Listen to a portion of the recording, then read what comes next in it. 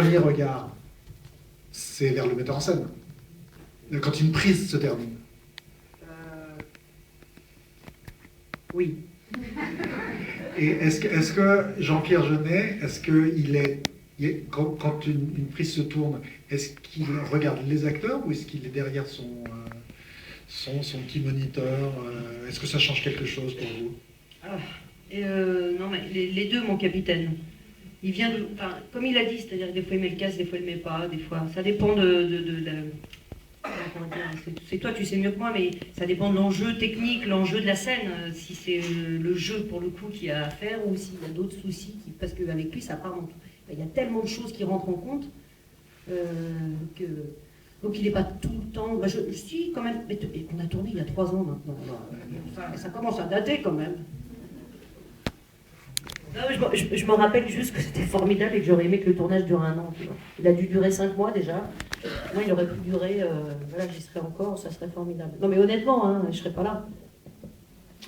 Jean-Pierre, maintenant un petit mot sur le film lui-même, Micmac à Tire-Larigot. C'est un film qui, d'une certaine manière, ressemble à une synthèse de plein de choses qu'on connaît de Jean-Pierre, de certains de ses courts-métrages, de certains de ses longs-métrages. Je dirais presque une synthèse. Est-ce que ça a été vu comme ça ou est-ce qu'il y a un côté évidemment aussi très ludique dans ce film, pas uniquement de référence, mais aussi de simples jeux entre les personnages? Oui, il y avait envie de mélanger plusieurs trucs. D'abord, de faire une espèce de bande de personnages loufoques qui venaient droit, vous allez être surpris, de Toy Story. Pour moi, les personnages, il faut penser aux jouets de Toy Story. Après, il y avait une histoire de vengeance, parce que j'aime beaucoup l'histoire de vengeance. Et puis, je voulais parler aussi des marchands d'armes, oui, parce que c'est un thème que j'avais dans la tête. Et qui est très d'actualité. Et mon regret, finalement, c'est de ne pas avoir fait aussi un film sérieux à propos de ce sujet, parce que moi, j'ai vraiment enquêté. J'ai été dans une usine en Belgique où on fabrique des armes, et j'ai découvert un univers absolument hallucinant, de gens qui sont passionnés, comme nous dans les équipes de tournage, et qui se rendent absolument plus compte que leur passion est au service de détruire de la chair, de faire des veuves et de tuer, de provoquer de la souffrance. Ils s'en rendent même plus compte du tout. C'est hallucinant. Donc j'aurais pu aussi faire un film très sérieux là-dessus. Bon, on était parti pour faire une comédie, mais néanmoins, les indications, les bouts de phrases qui sont prononcés par les marchands d'armes, elles sont vraies. On les a vraiment copiées, notées. Alors, dans ce film, il y a, que ce soit dans l'équipe technique ou dans l'équipe artistique, les acteurs, il y a des gens avec qui tu as beaucoup tourné, qui font partie d'un peu de la famille, de la tribu Jean-Pierre Jeunet, et puis il y a des nouveaux venus, il y a un chef opérateur avec qui tu n'avais pas fait de long métrage avant, parmi les acteurs, il y a Dominique Pinon, il y a Yolande Moreau avec qui tu avais déjà tourné. Est-ce que tu aimes bien retrouver toujours ou, Bah oui, parce que quand vous avez trouvé des bons, bah vous les gardez. Et puis il y a une espèce, comme tu dis, une espèce d'esprit de famille qui fait qu'on n'a pas besoin de tout repartir à zéro, de tout réexpliquer, d'être angoissé en se demandant si le collaborateur a bien compris. Moi je sais qu'on voilà, on se parle à peine et ça va rouler. Par exemple, un chef opérateur entré dans l'univers de Jean-Pierre Jeunet, est-ce que... Déjà, je le connaissais, j'avais fait des publicités oui, avec lui. Oui. Mais c'est vrai que tout le monde n'est pas toujours disponible. L'opérateur Breton Delbonnel, pour ce film, je ne sais plus ce qu'il faisait, enfin, il finissait l'étalonnage d'Harry Potter. Et puis, avec qui tu avais fait Amélie Poulain, l'antimage de fiançailles. Et puis pour le dernier film, T.S. Pivette, eh bien, il n'est pas venu non plus parce qu'il venait de faire le film des frères Cohen et Tim Burton. Et sa femme lui a dit, si tu vas faire le Jeunet, je divorce. C'est aussi la vie, ça. Donc j'ai pris encore un nouveau opérateur.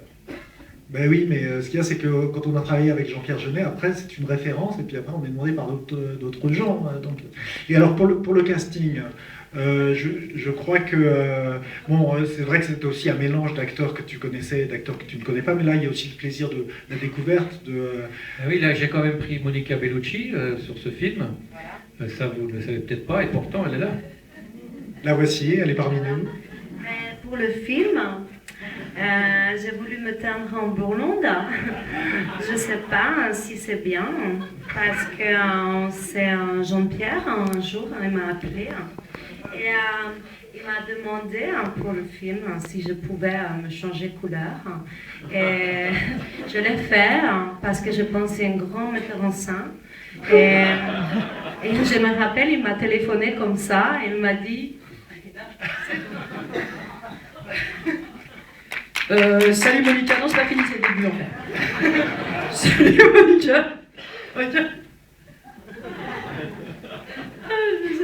excusez-moi, je me marre de ma connerie, c'est pas bon. Salut Monica. J'ai mis très mal Jean-Pierre Jeunet par contre. Bonsoir Monica Bellucci.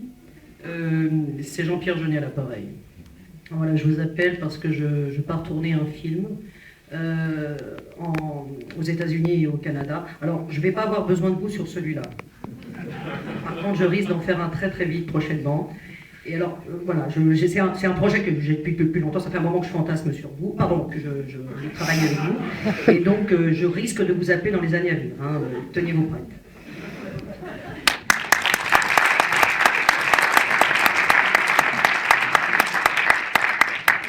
Essaye de couper les cheveux pour vous. Hein. Is not dead. On va peut-être les laisser voir le film, non? On revient après pour ceux qui ne seront pas partis. Ceux qui partent, on a les noms. Bonne projection. À tout à l'heure.